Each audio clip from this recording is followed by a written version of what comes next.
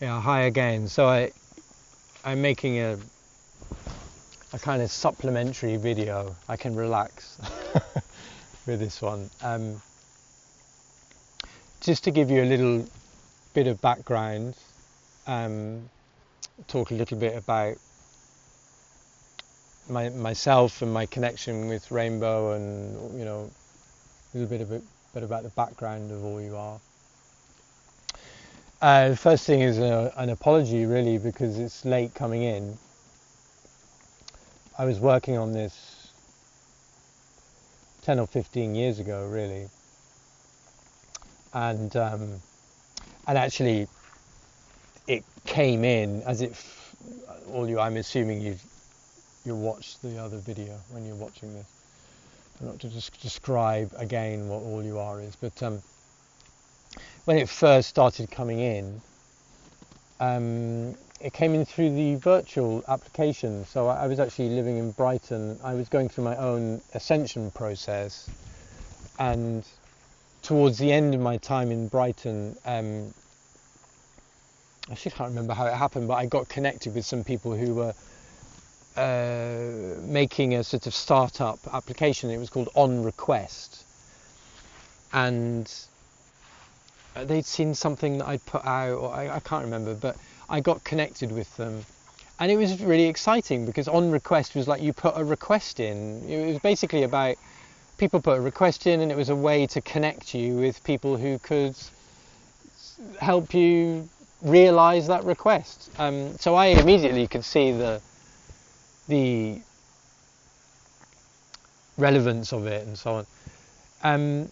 Unfortunately, I had a lot of difficulties in my ascension process, particularly at that time, and it just didn't work out, and I kind of had to walk away from it for a while, maybe just leave it at that. I knew that it was really important, and this was part of my a big part of my life vision, but I just couldn't do it at that time. So that's the apology out of the way. I haven't had a massive amount to do with Rainbow. In many ways, I'm an awkward fit. I'm getting on. I'm 48 years old. I did have something to do with rainbow gatherings when I was younger. Not so many, but a few. And I didn't realise that I would be for the rainbow until a few years ago. Maybe 3 or 4 years ago, the guidance, really for me, instructions, very, very clear that this was for Rainbow and to start making the connections with that. So actually, a couple of years ago, I started to go to Rainbows. I went to one in Portugal, one in Spain, one in Turkey.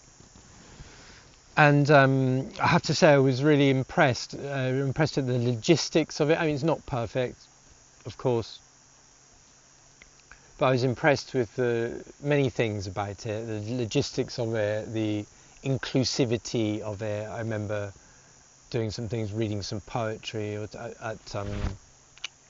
I think one was a storytelling night, and another one was like a talent show or something, and I just really liked it. I also had matured or something. I didn't have anything that was triggering me to grumble or this isn't being done right, whatever. I just this is a really good seeding ground. I understand. And so that brings us up, it brings me up to now. That's why it's coming in now. It's been very, very clearly instructed to me that this is for Rainbow, and obviously to adapt it. There's certain parts of it which are will I'm sure be thought of. There's some controversy about it. The fact that it has a virtual layer to it, which is an important part of it. Um, I'm sure there'll be a lot of different opinions about that, but I mean, let's see what happens. And I'm very happy that it is going to be birthed within Rainbow. I'm very happy about that.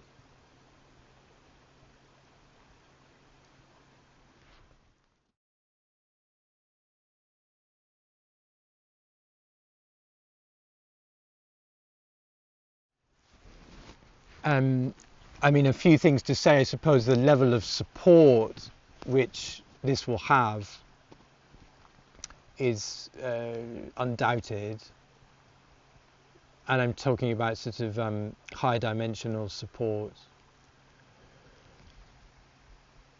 You know, those of you who have experienced rainbows will understand, you know, all the kind of great things that happen, all the synchronicities and the magic moments and so on that happen. But one must remember that Rainbow is in its infancy, really. I mean, I don't know how old it is. Is it 50 years old or something? I mean, that's not very old for a culture. And in my knowledge, whether it resonates with others or not is another thing, is that the expectation is that it will begin to build, almost like a friend of mine said, almost like leaving behind its adolescence and becoming an adult. I don't know if that is a helpful thing for people to hear, but it needs evolution. And my opinion is that All You Are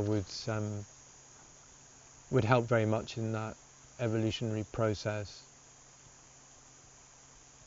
so that people are, you know, having the support that's needed, you know, outside of the gatherings themselves.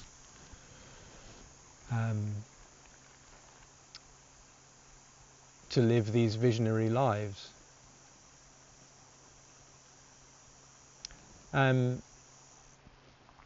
Yeah, I am an awkward fit. I mean, I'm not a musician for starters.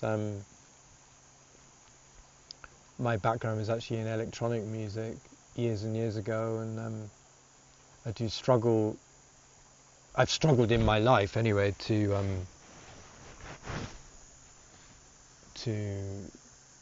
engage with light or more acoustic sort of thing. And actually myself now I live like this most of the time, but I'm learning the piano, and I, you know, perhaps I could get a what do you call them, melodica or something like that. Might be somebody suggested to me, might be a bit more rainbow or whatever. But anyway, the point, I'm drifting. The point of me saying that is I am an awkward fit. I know that, and I feel that. I'm a bit older than most people, and my work is about ascension. I work creatively with poetry, but I also work and make videos about ascension and so on. And I see this rainbow as being this, you know, a lot of people who are ripe, is that the right word, for that process. If I think about the waves of ascension, by which I mean people going through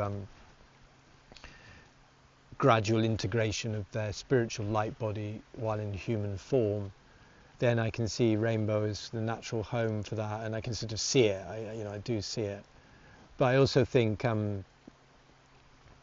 there's perhaps a lot of confusion. There's a lot of perspectives that come in at Rainbow. So to get some clarity about that, I think can be a little difficult with so many perspectives around. I'm not going to say too much more, because I hope you're getting from this, you know, the general thing is that, yes, I'm a bit of an awkward fit. I'm expecting some resistance to,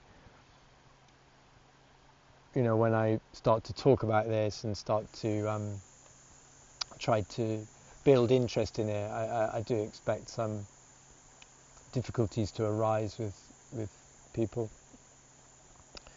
I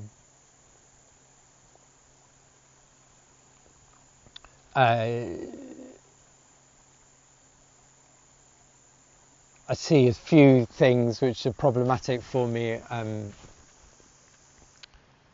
lot of marijuana being smoked. I wonder how that dovetails with what I'm trying to do. God, there's a lot of addiction to tobacco, and I've fallen over a few rainbows with both tobacco and marijuana. In fact, if I smoke a spliff and then someone passes me a drum, I mean, I'm so mal coordinated and quiet and actually non-engaged, I can't even play that drum in time. So, and I do see a little bit around me. I see this kind of energy of that I've experienced in my life in the 1990s, for example, and more the electronic music, rave world, and so on. There's a lot of weed being smoked there as well. Has its positives, of course. That's why people do it. But I do see an addiction to that, so I'm pointing that out.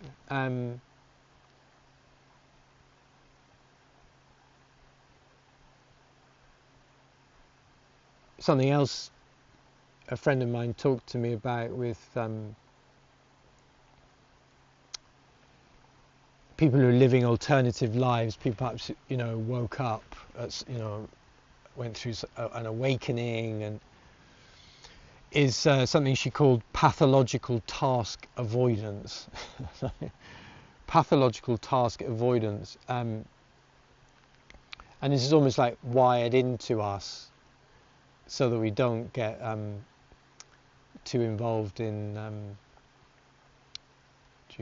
Babylon. But then we're taking this with us when we're trying to live our visionary lives, and carrying this pathological task avoidance forward is problematic with that. Okay, so I don't know what else to say. It's been a pleasure today to do these little videos. I'm really excited that finally it's happening. I've had the idea, the seed, and so on has been with me for quite a long time. It's sort of like coming through me.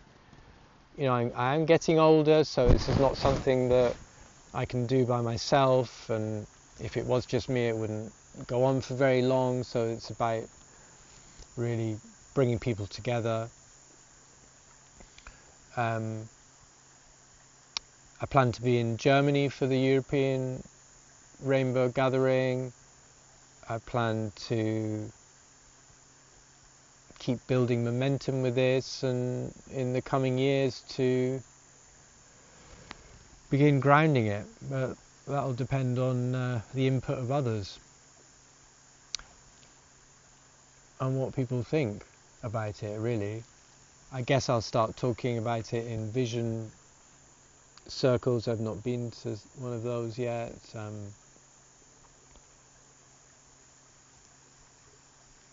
We'll see. It's an exciting time. Okay, thanks for watching.